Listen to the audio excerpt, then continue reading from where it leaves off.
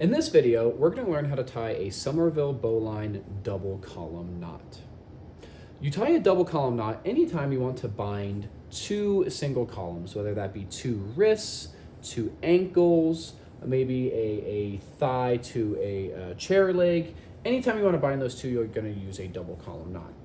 First, I want to demonstrate why you would not want to just tie a big single column knot around, in this case, two wrists. So I'm just going to tie our basic Somerville Bowline single column knot here, as we've learned in class. And the problem with tying a single column knot over two columns is that when I push or pull on this rope, what it's going to do is essentially smash these two columns together in a way that probably doesn't feel very good.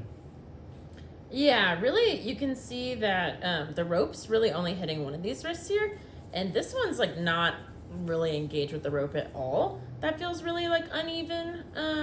And also, I think there's a lot of potential here to pull down into the bony parts of the wrists here, where you've got a lot of nerves and veins like close to the surface. So yeah, overall not super comfortable for the bottom's perspective either. So something to avoid. So instead of tying just a large single column knot, we're going to learn how to tie a Somerville Bowline double column. The double column version of the Somerville Bowline is very, very similar, just with one additional step. So as always, first thing you do, find your bite, find your two columns here, and we're going to start this exactly the same as we would any other Somerville Bowline. We're going to make two wraps around our columns here. I will say for the double column, one thing to keep in mind is you actually want your bite quite long. I have probably a foot here, and that's going to be very useful. And bottoms, for the double column, you don't want to like jam, in this case my wrists, you don't want to jam your wrists pressed up against each other, because you're, as you'll see, there's going to be rope in between them. And if your top ties your wraps when you have your wraps here, when your wrists are closely together, they're not going to have room for that. So that's something that you can do to be an aware and engaged bottom. Yeah, and from my perspective, I actually want a little bit more room between her wrists anyways, so make a little bit more room there. So here I want to, same thing with the regular Somerville Bowline. I have my bite going in one direction, my running ends going the other. I'm going to take my running ends, go around my bite, identify where my V is in my running ends, go over that V like normal, and here is where it starts to differ.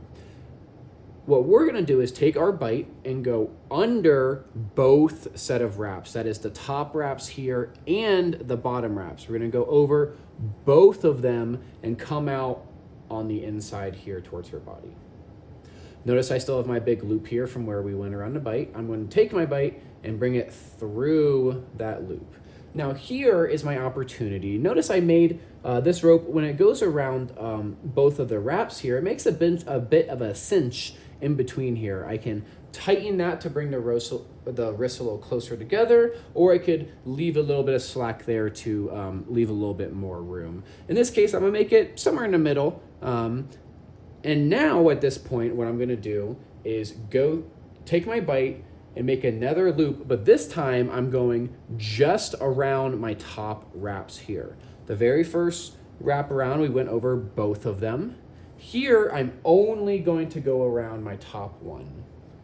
So I'm just gonna bring my wrap finger hook through there, back through that same loop, and then I can pull my running ends and my bite tight like that, and I will have a Somerville Bowline double column.